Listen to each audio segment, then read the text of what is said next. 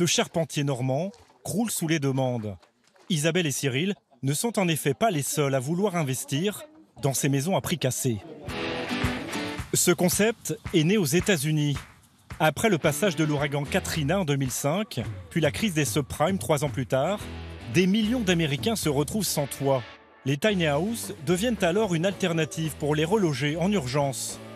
Aujourd'hui, elles sont devenues pour certains un habitat ultra tendance et synonyme d'évasion de grands espaces. Cette mode a traversé l'Atlantique. Elle est associée à une vie proche de la nature.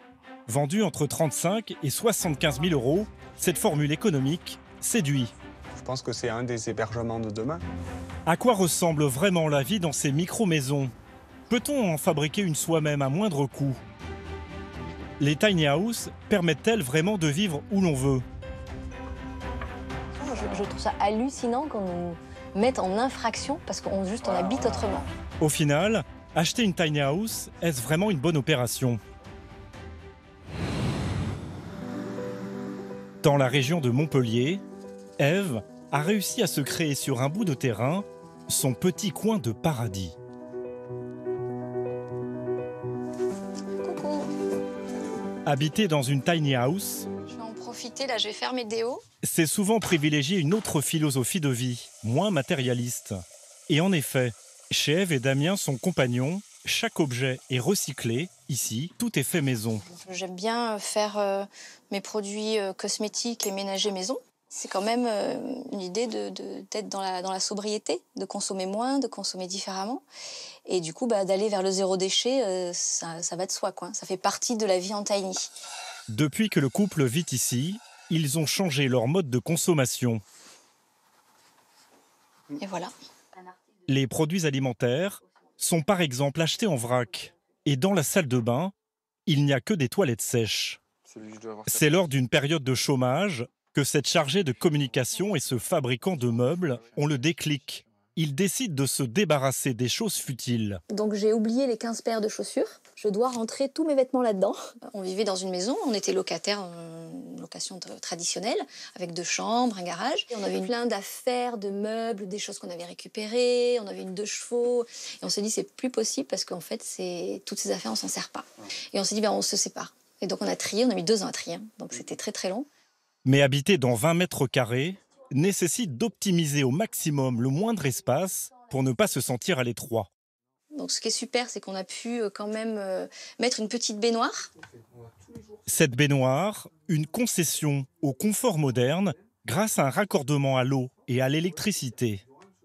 À l'étage, une chambre pour leurs 2 enfants. Et juste en face, sans porte ni cloison, la chambre des parents. Et alors pour monter, c'est là que c'est intéressant, c'est qu'il faut être un peu sportif. Mais là, on n'a pas trop d'intimité quand même. On réinvente les choses. Il faut être un petit peu créatif, voilà, c'est tout. Comme eux, 500 personnes ont déjà fait le choix de vivre dans ce genre de micro-maison. Mais comment s'y prendre pour s'en faire construire une? Retour sur les terres de Bruno en Normandie. Il y a encore quelques années, ce quadrin ne construisait que des maisons traditionnelles, jusqu'au jour où un ami de retour des États-Unis lui parle des tiny houses. Le charpentier en est alors persuadé, il y a un coup à jouer. Le défi était génial, une maison qui roule, c'est pas tous les jours, tu vois, quand t'es charpentier. On est clairement arrivé au constat qu'il fallait pas laisser passer l'affaire et qu'il fallait absolument réussir à promouvoir ce type d'habitat parce que ça pouvait convenir à plein d'autres personnes. Voici la toute première micro-maison qu'il a réalisée, un peu sommaire. Depuis, le chef d'entreprise en a construit 65 en fonction des désirs des clients. Là, on a une tiny qui est à la base un projet de cabinet de médecine itinérant. Là, c'était une tiny pour une personne qui est plutôt bouddhiste et qui aimait bien les inspirations un peu japonaises et qui se voyait bien vivre dans les courbes. Mais tout l'intérêt de ce genre de micro-maison, c'est que malgré son prix, un client peut se la faire construire sur mesure. Luc vit en Espagne avec sa famille. Quand ils sont de passage en France, ils ont besoin d'un pied-à-terre. Une des raisons aussi de la tiny, c'est que quand on était petit, on faisait des cabanes dans le bois. Là, tu vois, c'est un côté un peu magique qui me plaît beaucoup. Ouais. C'est bien.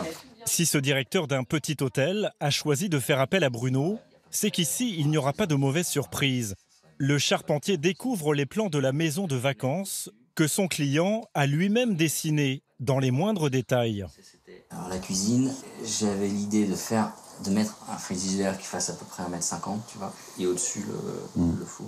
Et 1,50 m, c'est pas trop le four du coup? Ouais, alors 1,50 m, c'est là, tu vois. Ouais. Donc la porte du four, tu l'ouvres là-haut, et elle déborde, et tu as la porte ici. Ouais. Et là, pour aller chercher la tarte, c'est déjà plus acrobatique. Ou le gâteau. Hein. Bah ouais, quand même. Voilà. Là, c'est vraiment c'est du beurre pour nous. On a le chiffrage, il est assez simple. Tout est précisément défini.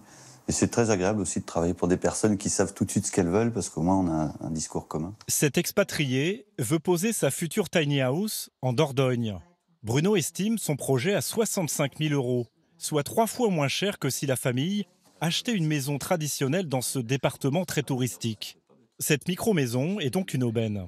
Pour une maison qui va être, on va dire, de vacances résidentielles, où je vais passer peut-être 3 semaines, je pense que ça n'a aucun intérêt. Ce qui est génial, je trouve, c'est qu'on peut vraiment être un peu co-créateur de ce qu'on veut. Alors que normalement, dans ces genres de projets, vous avez des trucs standards. Ouais, et puis tu achètes un modèle, quoi. Tu n'achètes pas ta maison, en fait. Là, on décortique vraiment la maison et la façon dont vous voulez la vivre, et la façon dont on peut la construire.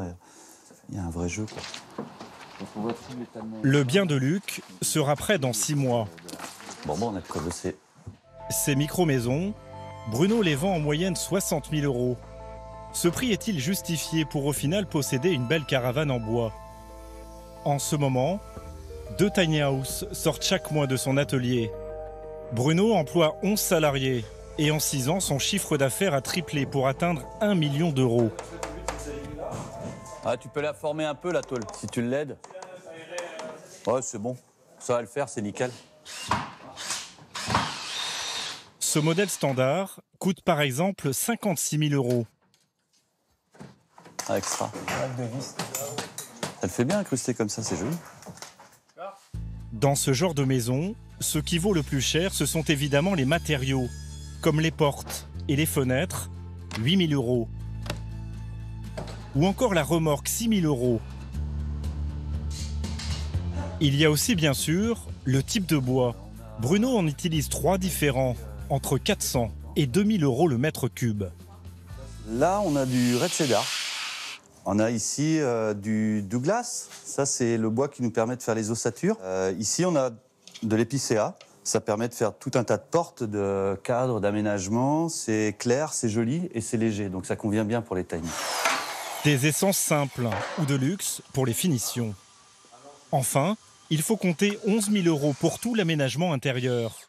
Mais ce qui alourdit la facture, c'est la main-d'œuvre. 4 salariés à plein temps pendant 1 mois sont nécessaires pour la construction d'une seule tiny house, ce qui représente 45% du prix global. Ce n'est pas rien. Alors, pour y échapper et donc faire de grosses économies, certains ont trouvé une solution radicale. En Haute-Loire, un jeune homme a fait le choix de construire lui-même sa mini-maison. À 24 ans, Rémi habite encore chez ses parents, mais il est pressé de quitter le nid familial. Alors voilà, ça c'est la tiny que je suis en train de construire. Voilà, c'est ma future cabane roulante. Salarié dans un magasin de bricolage, Rémi gagne 1 400 € net par mois. Le jeune homme voulait devenir propriétaire sans prendre un crédit. Alors en mai dernier, il se lance un défi un peu fou. Après avoir acheté une remorque, il pose la charpente de sa maison, qu'il a imaginée lui-même. Il installe un pare-pluie en plastique pour que la structure soit étanche, puis la recouvre d'un bardage en bois. Coût total de sa tiny house, 15 000 €. Rémi espère y habiter dans 1 mois, mais il y a encore un peu de boulot. Son cousin Vincent est venu lui prêter main forte pour finir l'isolation avant l'arrivée de l'hiver. Si on fait pas ça, ça va faire rentrer du froid, quoi. Parce que là, juste en dessous de cette bâche, c'est directement le garde-boue. Donc ouais, c'est des parties qui restent quand même humides et qui vont amener de la fraîcheur. Oh bah nickel, si, ça fait bien.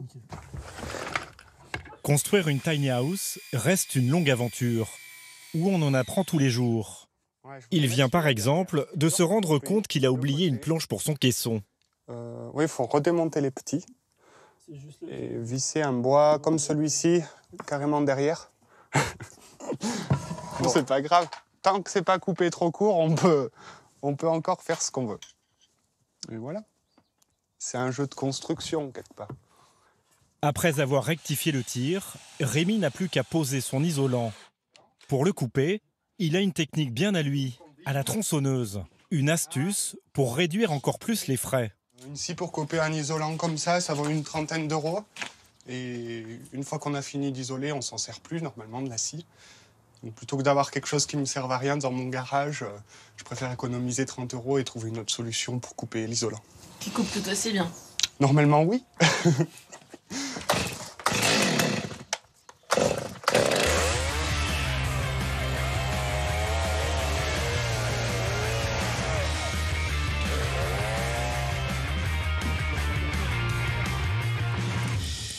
Et voilà, c'est isolé.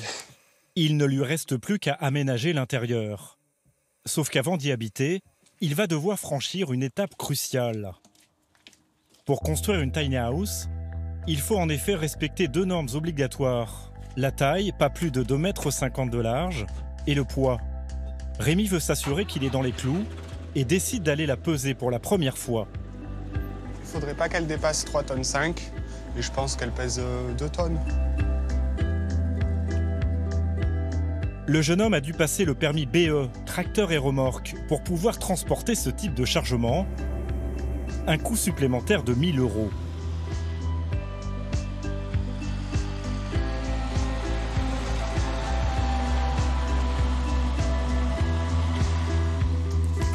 Bonjour. Bonjour. Rémi, Alain. je viens pour poser ma remorque. Oui, parce que... Ouais, ben, on est bon. Ah oui, on est déjà à 2 tonnes 420. Donc on a déjà grignoté un peu la marge. Ouais, du coup, maintenant, il va falloir que je fasse attention à utiliser des matériaux assez légers. Merci. Tous ceux qui sont un peu manuels peuvent se lancer dans des projets comme ça. Ils n'ont vraiment pas de soucis à se faire. Dans un mois, je suis tranquille dedans et j'invite tous mes amis. C'est la crémaillère. Au total, il aura fallu 5 mois à Rémi pour fabriquer sa fameuse tiny house. Prochaine étape, l'installer sur un terrain qu'il n'a pas encore trouvé. Et c'est là peut-être que les choses risquent de se compliquer. Car en France, aucune législation n'existe pour ces maisonnettes. Le mot tiny house est même absent du code de l'urbanisme. Par défaut, comme il s'agit d'un habitat sur roue, la plupart des communes se réfèrent à la réglementation sur les caravanes, obligeant leurs propriétaires à demander une autorisation d'occupation, que le terrain soit public ou privé. Aujourd'hui, rares sont les maires qui donnent leur feu vert. Résultat, face à la multiplication des refus, de plus en plus de propriétaires choisissent de vivre dans la clandestinité. Donc je trouvais un lieu où personne ne se voit. Il y a 2 bonnes dames charitables et on prête un bout de terrain de chez eux. C'est pour ça aussi qu'on ne veut pas trop passer à la télé, parce que voilà, ils ne nous ont pas déclaré. On n'a pas construit cette tiny pour avoir ce manque de sérénité. En fait, on veut payer des taxes d'habitation, on veut être légal, on veut être reconnu. La réglementation est tellement compliquée pour les habitats légers que n'est pas dans cette légalité-là, quoi. Mais à ce petit jeu de cache-cache, certains sont démasqués et poursuivis devant les tribunaux. Nous retrouvons Ève et Damien. Malgré les apparences, de gros nuages s'accumulent au-dessus de leur maison du bonheur depuis plusieurs mois. Et oui, on a tout pour être heureux. Finalement, la contrainte, c'est l'administratif. Le couple a posé cette tiny house sur un terrain privé avec l'accord de la propriétaire, à qui il paye l'eau et l'électricité. Dénoncé par un voisin très procédurier pour absence de déclaration en mairie, la commune vient d'engager une action judiciaire contre eux pour infraction au code de l'urbanisme. Dans son plan local d'urbanisme, la commune n'autorise pas de vivre dans une caravane. Ce qu'on appelle camping caravaning sur une période de plus de 3 mois. Donc comme résidence principale. Ça, c'est pas autorisé. Du coup, vous, ils considèrent que vous êtes dans une caravane. Oui. Vivre en tiny house, pour nous, c'est pas du camping. C'est un habitat, c'est notre résidence principale. On habite là tout. Qu'il juge ubuesque, le couple est dépité. Donc elle est tout le temps en train d'accueillir du monde. Je trouve ça hallucinant qu'on nous mette en infraction parce qu'on habite autrement, qu'on nous juge là-dessus. Ça, je trouve que dans un territoire comme le nôtre, avec la problématique de l'immobilier, mon premier réflexe a été la colère, quoi. J'ai dit, mais j'ai halluciné complètement. Mais je lâcherai pas, je vivrai toujours en tiny. Non, je suis désolé, je lâcherai pas. Poursuivis, Ève et Damien sont en attente de jugement. Ils risquent une amende de 120 000 € maximum qui pourrait les ruiner. Et aussi d'être expulsés du jour au lendemain. Mais pourquoi en est-on arrivé là? Nous sommes allés poser directement la question au maire. Vous voulez qu'on aille où? Dans votre bureau, si c'est possible. Ah, c'est on vous suit. Cet élu n'a pas l'intention de leur accorder le moindre passe-droit. Pour lui, la loi, c'est la loi. Par leur situation, aujourd'hui, je ne peux pas leur faire payer l'impôt, je ne peux pas... comprenez, il n'y a rien de réglementaire dans leur installation. Aujourd'hui, pour moi, ils sont comme s'ils étaient dans une caravane, une maison sur roue. Nous, dans notre règlement d'urbanisme, c'est interdit. Non, moi, j'applique le règlement, quoi. Pas plus compliqué que ça, quoi. En fait, moi, je comprends pas pourquoi les maires sont aussi frileux de ce type d'habitat. Mais aujourd'hui, nous, on ne s'est pas préparé à tout ça. On ne l'avait pas programmé, nous, cette arrivée-là. Les choses peuvent changer, mais il faut laisser le temps au temps, quoi. Ça, c'est pas comme ça. On arrive, on change la règle, on change le truc. Alors, nous, on vit comme ça. Demain, vous en avez un qui va me dire, moi, j'ai envie de vivre dans une tente d'Indien. Puis tiens, je vais vous la mettre là-bas sur la place du village. Ok, super, bienvenue, monsieur. Non, c'est pas ça la vraie vie, quoi. La vraie vie, c'est pas ça. Une commune qui ne tolère pas ce genre d'habitat alternatif. D'autres, au contraire, y voient une formidable opportunité d'offrir un toit aux plus démunis. À 400 km de là, à Cergy dans l'Ain, des tiny houses ont poussé d'un coup sur ce terrain prêté par la mairie. Ce lieu est géré par une association caritative avec à sa tête Christiane et Paul. Lorsque le couple découvre le concept de tiny house, ils y voient une solution toute simple contre le mal logement. Un appartement dans la région de Genève, un F2, ça coûte tout de suite 150 200 000. Donc pour ce prix-là, on peut avoir 4 tiny. 4 maisons pour le prix d'un appartement. Donc on ne peut pas vraiment comparer. Donc au niveau de l'accueil de personnes pour une durée temporaire, je pense que ce modèle il est économiquement beaucoup plus intéressant et plus intéressant aussi pour la personne accueillie puisqu'elle est chez elle. Achetés grâce à de généreux donateurs, les 3 tiny houses de Christiane et Paul sont destinés à des personnes en grande précarité. Comme Nelly, 47 ans. Après une séparation et la perte de son emploi, Nelly se retrouve à la rue. Puis cet été, enfin, elle sort la tête de l'eau, grâce à l'association qui lui propose de poser ses valises dans l'une de ses micro-maisons, tout équipée. Je me faisais beaucoup de mauvaises idées en me disant c'est quoi, c'est une caravane, c'est un truc où il fait froid, tout pourri, tout voilà. Et en fait c'est tout l'opposé. Donc j'étais super heureuse parce que j'avais besoin de me poser et c'était un endroit qui était digne, où on peut se sentir vraiment chez soi. Ce logement, un vrai soulagement pour elle, car dans la région, les prix des appartements sont exorbitants et inaccessibles. Là, par exemple, un appartement de 23 mètres carrés à Ferney, c'est 690 €. À Saint-Genis-Pouilly, un appartement de 22 mètres carrés, 857 €. Au chômage, je gagnais à peine 1 000 €. Donc c'est juste pas possible de payer un loyer de ce prix-là, quoi. Ici, Nelly ne paye que les charges d'eau et d'électricité, soit 100 € par mois. S'il y avait payé cette association, j'aurais zéro solution à devoir rester dans ma voiture, à appeler le 115 tous les jours pour pas se retrouver dehors, en attendant que peut-être un logement tombe, mais sans travail, c'est quasi impossible. Nelly vient de retrouver un emploi d'agent de sécurité en CDI. Elle espère d'ici 1 mois trouver un logement et quitter l'association. Quant à Christiane et Paul, ils ne comptent pas s'arrêter là. Ils ont déjà réuni la moitié des fonds, soit 25 000 € environ, pour acheter une 4e tiny house. Et donc la tiny qu'on aimerait, c'est une tiny familiale. Ouais, ça sera en fait une encore plus grande que celle qu'on a actuellement avec 2 couchages au niveau supérieur pour accueillir une maman avec 2-3 enfants ou un papa avec 2 enfants. Grâce à ce couple, une vingtaine de personnes en grande précarité a déjà bénéficié de ces tiny houses avant de voler à nouveau de leurs propres ailes.